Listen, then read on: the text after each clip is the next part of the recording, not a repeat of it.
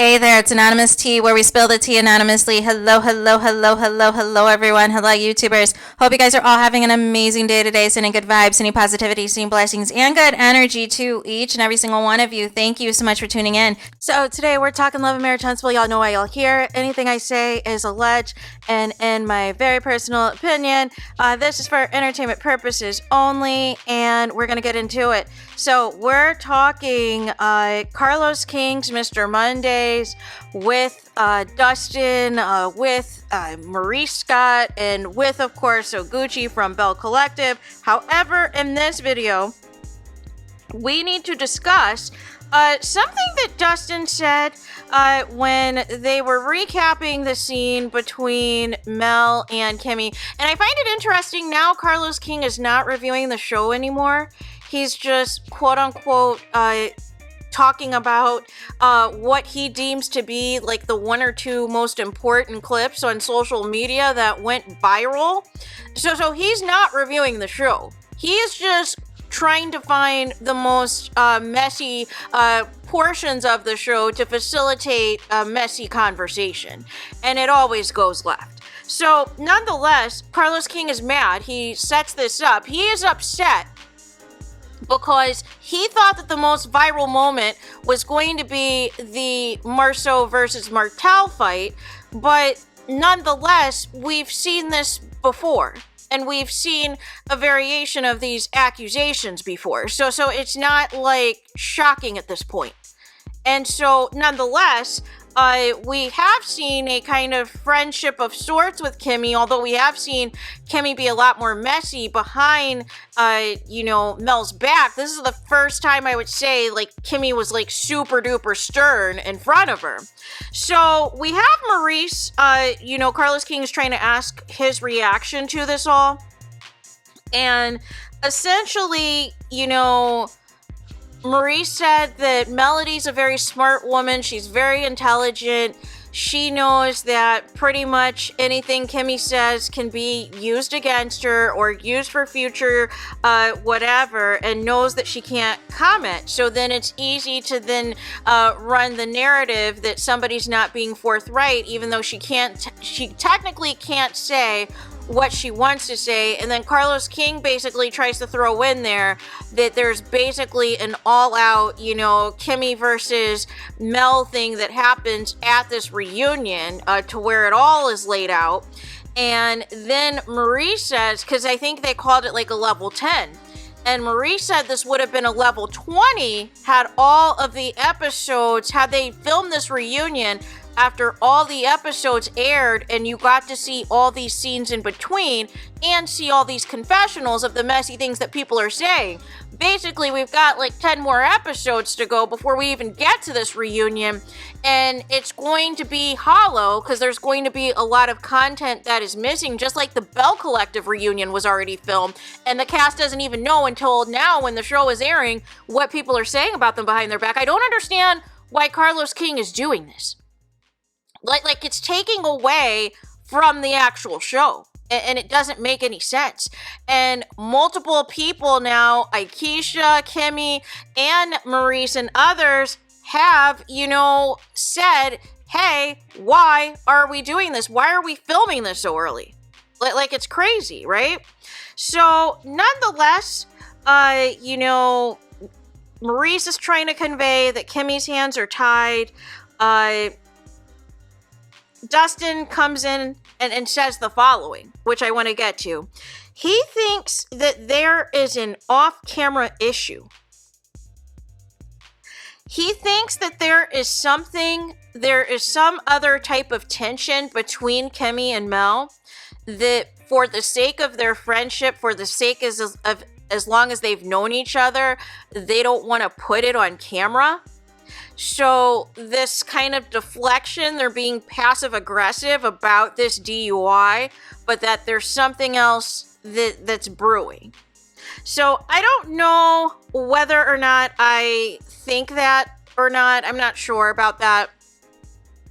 I just think Mel is in a place now where she feels all of this time, all of these years, these people have had all this stuff to say as it pertained to her and Martel, And now all of a sudden, when something happens to these people, they don't want to say anything.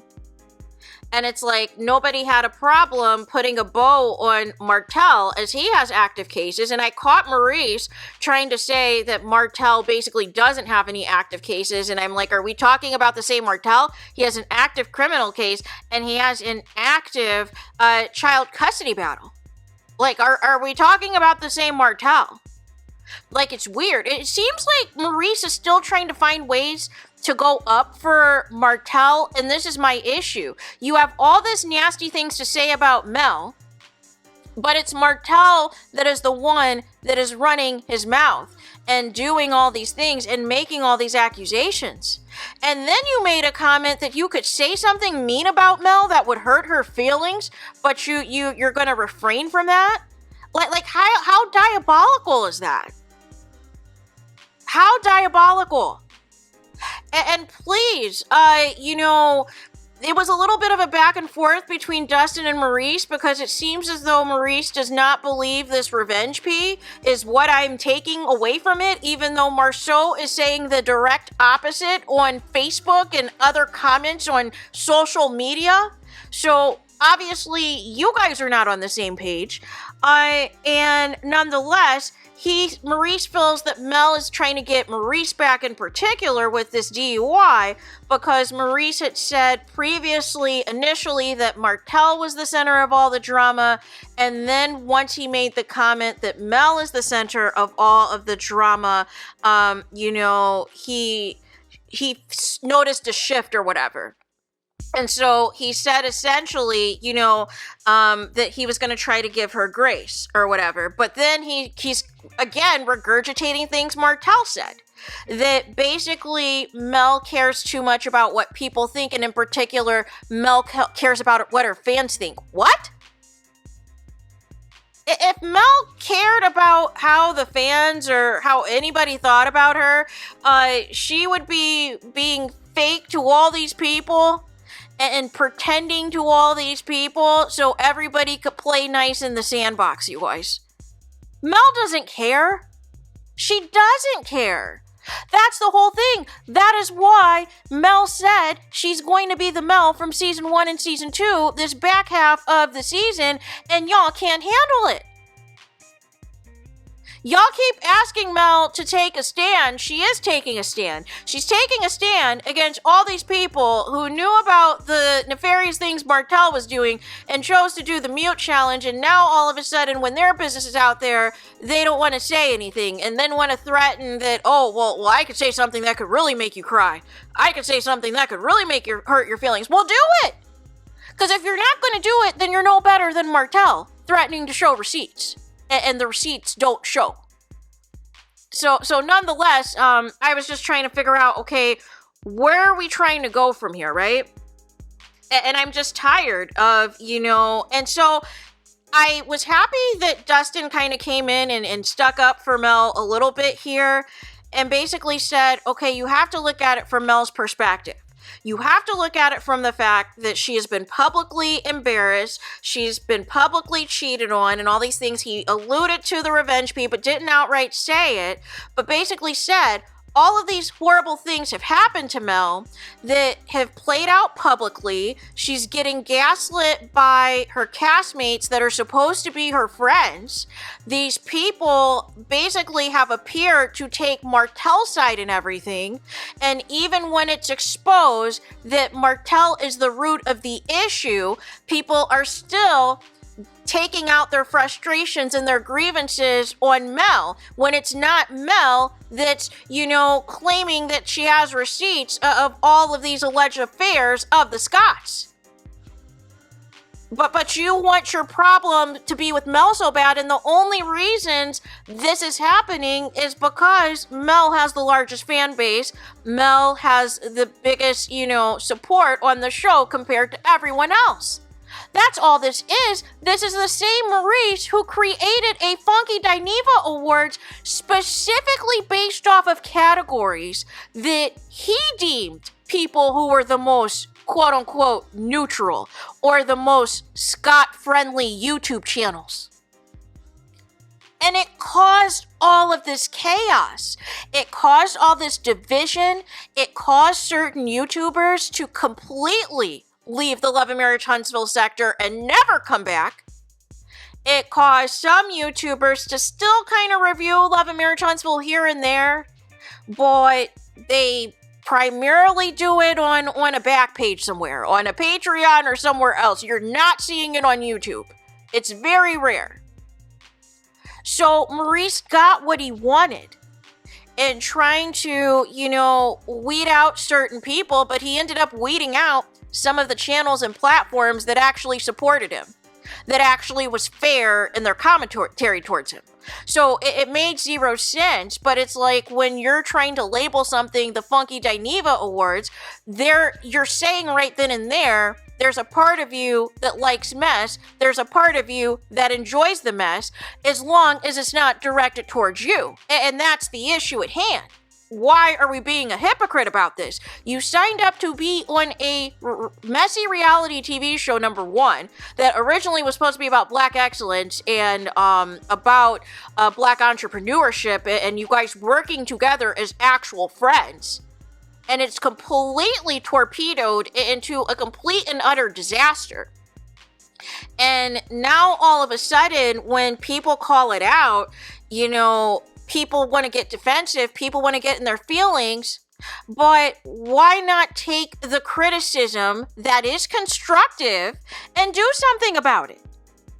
But instead, you guys want to call everything hate, you want to call everything negative, and you don't want to take what people are saying. If people are not satisfied with what the direction of the show is, they are entitled to have that opinion.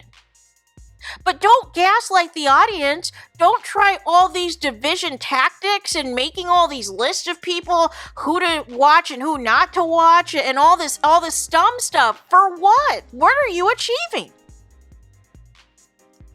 It's mess and it's unnecessary.